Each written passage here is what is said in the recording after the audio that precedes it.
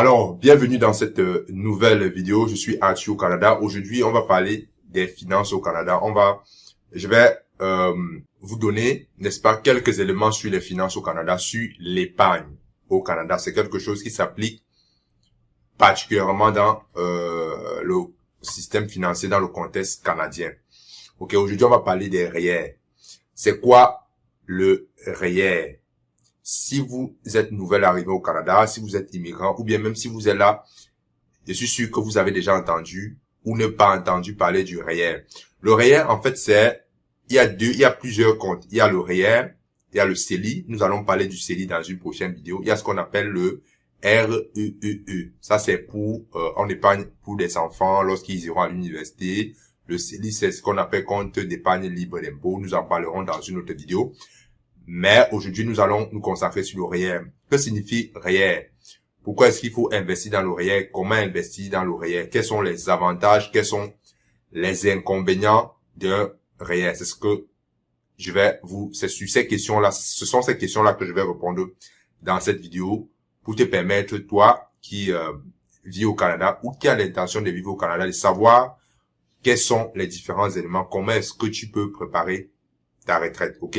Déjà, il faut savoir que c'est important d'investir dans un REER, ok? C'est important, dépendamment du niveau de connaissance que tu as en ce qui concerne l'argent, comment gérer l'argent, comment investir, comment multiplier cet argent, parce que en termes d'argent, en ce qui concerne l'argent, il y a trois types de compétences. Il y a la compétence qui consiste à gagner de l'argent. Il y a la compétence comment on dit ça? La compétence il y a trois types de compétences. Il y a la compétence qui consiste à gagner de l'argent. Et ça, tout le monde le fait. Je pense que chacun a un emploi, chacun a une source de revenus, au moins son salaire. Il y a la compétence qui consiste à protéger son argent. Il y a la compétence qui consiste à multiplier son argent. Ok? Je pourrais ajouter, il y a une compétence qui consiste à gérer l'information financière également. Ok? Donc, gagner de l'argent, protéger son argent, investir son argent, gérer l'information financière. Il y a une autre cinquième compétence qui ne me vient pas à l'esprit là. Lorsque je vais retrouver, on en reparlera. Donc, nous allons nous rester sur le REER. Le REER, c'est le régime enregistré d'épargne pour la retraite. Comme vous le constatez, dans la définition même, c'est un argent qui est destiné pour la retraite. Pourquoi est-ce que ce système a été mis en place? Parce qu'en fait, au Canada, lorsque vous prenez votre fiche de paye, que ce soit au niveau gouvernemental, que ce soit au niveau de votre employé, soyez-en sûr, ce que vous cotisez, ce que votre employeur cotise pour votre retraite ne sera pas, si vous observez bien et vous faites vos propres calculs, ça ne sera pas suffisant pour assumer votre retraite. Ok? Le gouvernement et votre employeur, ce qui cotise pour votre retraite ne sera pas suffisant pour votre retraite. Maintenant, on n'a pas cette impression, parce qu'on est jeune, parce qu'on travaille, on a de l'entrée de l'argent, on peut faire plusieurs jobs pour avoir de l'argent. Mais à la retraite, on n'a plus la force. Et non seulement on n'a plus la force, on n'a plus la force de faire 3 à 4 jobs. Et il y a les maladies qui s'accumulent. Et qui dit maladie, dit dépense. Or, votre argent de la retraite est fonction de ce que vous avez gagné. Ça, c'est un premier facteur. Et si vous avez cotisé moins, c'est déjà garanti que l'argent que votre employeur, le gouvernement cotise pour vous, pour votre retraite, ne sera pas suffisant.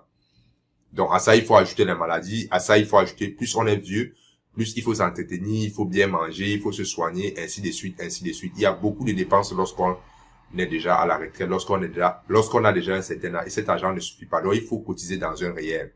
Le REER a été mis en place pour ça.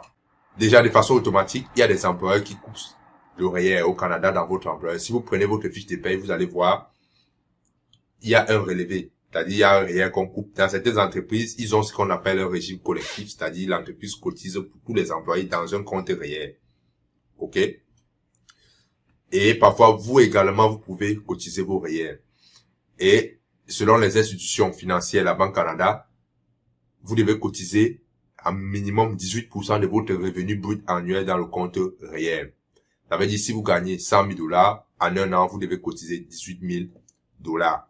Quels sont les avantages donc de ce REER? Le principal avantage du REER, c'est que c'est un retardateur d'impôt. Ok, c'est un retardateur d'impôt. Je prends un exemple. Si par exemple vous touchez, pendant que vous êtes jeune, vous touchez, disons 100 000, 150 000 $, ok, et que vous cotisez, disons 100 000, et que vous cotisez 18 000 $, vous serez imposé, c'est-à-dire votre impôt ne sera pas calculé sur 100 000 $, ça sera plutôt calculé sur 100 000 $ moins 18 000. Lorsque vous faites 100 000 moins 18 000, vous serez imposé sur cette portion. Donc, ça permet de réduire et retarder en fait l'impôt. Ok, ça c'est un avantage. Le deuxième avantage, n'est-ce pas, de cotiser dans un REER, c'est que vous pouvez utiliser ce qu'on appelle le RAP. Certaines personnes ne le savent pas. Il y a ce programme-là qui a été mis en place qui vous permet de retirer l'argent de votre REER et d'acheter votre première maison. Je dis bien votre première maison au Canada. Quand vous entendez certaines personnes dire acheter une maison avec $0, ça c'est une des méthodes que vous pouvez utiliser pour acheter votre maison en mettant $0 de mise de fonds.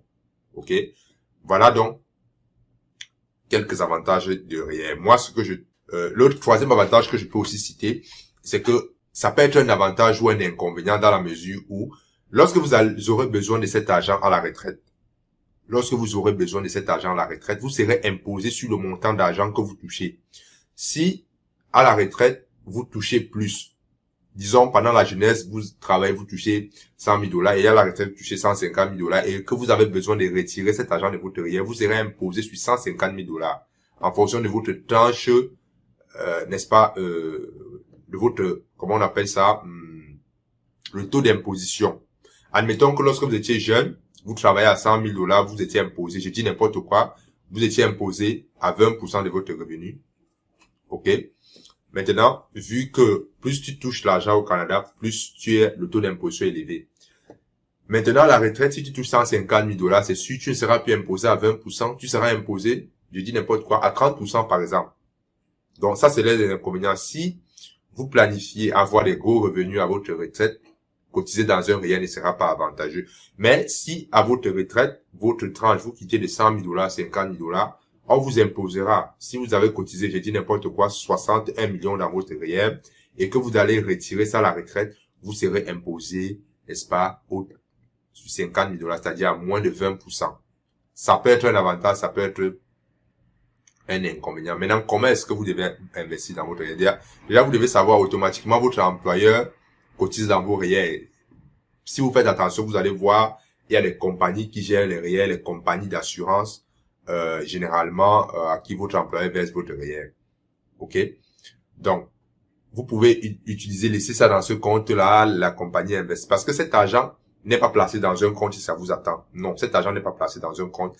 Cet argent est utilisé pour aller sur le marché boursier, acheter, n'est-ce pas, des actions, acheter des obligations pour faire fructifier cet argent. Ok? Maintenant, vous pouvez ouvrir un compte et demander que l'argent que vous cotisez dans vos REER soit transféré dans ce compte-là. Il y a des banques au Canada. Ok? Par exemple, People Trust, par exemple, il y a une autre compagnie. Voilà. Vous mettez Olympia Trust, voilà. Vous mettez cet argent dans ce compte et vous allez sur les marchés, n'est-ce pas, acheter, investir pour votre propre REER. Mais ça, il faut maîtriser les marchés financiers, il faut maîtriser comment ça fonctionne. Vous pouvez acheter des actions, des obligations, des certificats de placement garantis, des fonds, on appelle ça quoi, des fonds négociés en bourse, ainsi de suite.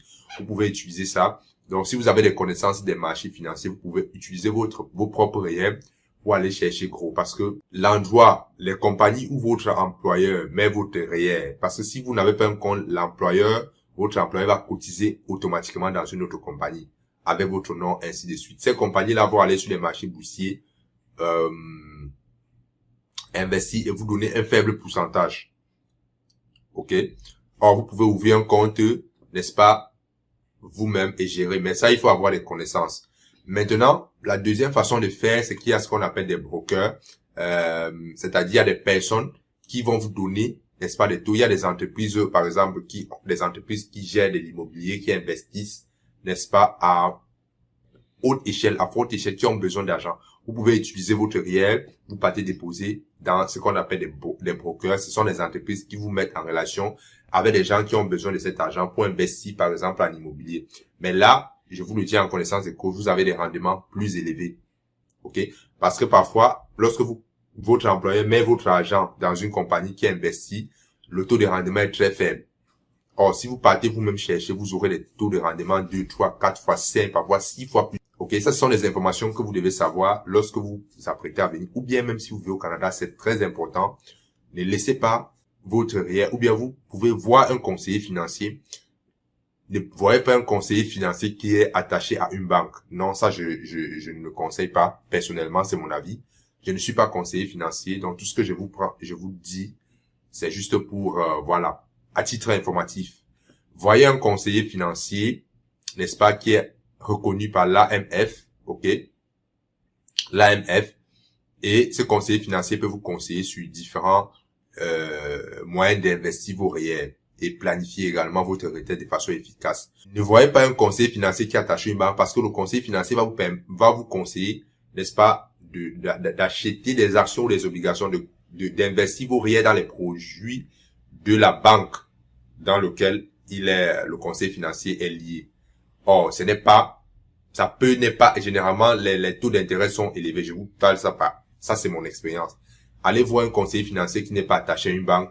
Il va vous donner plusieurs options pour, n'est-ce pas, vous faire fructifier votre argent. OK? Maintenant, l'avantage des conseillers financiers qui ne sont pas attachés à une banque, c'est que ça vous coûte rien. Ils vous conseillent, c'est en fonction des rendements de votre investissement que lui, il est rémunéré. Donc, plus vous gagnez de l'argent, plus lui, il gagne de l'argent. Donc, aujourd'hui, nous avons parlé des REER, je vous ai parlé des avantages, je vous ai parlé des inconvénients, je vous ai dit comment investir dans un REER.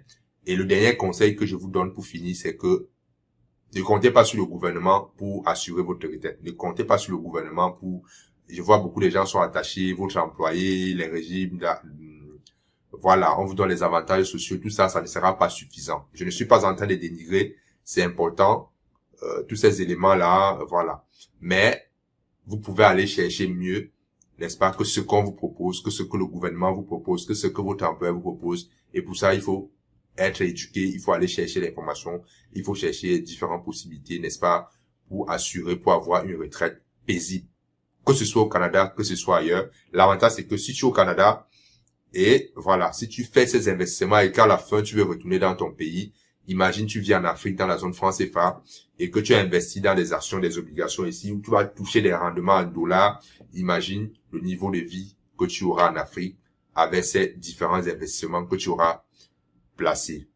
Je suis Arthur au Canada. Je vous remercie d'avoir suivi cette vidéo. À la prochaine.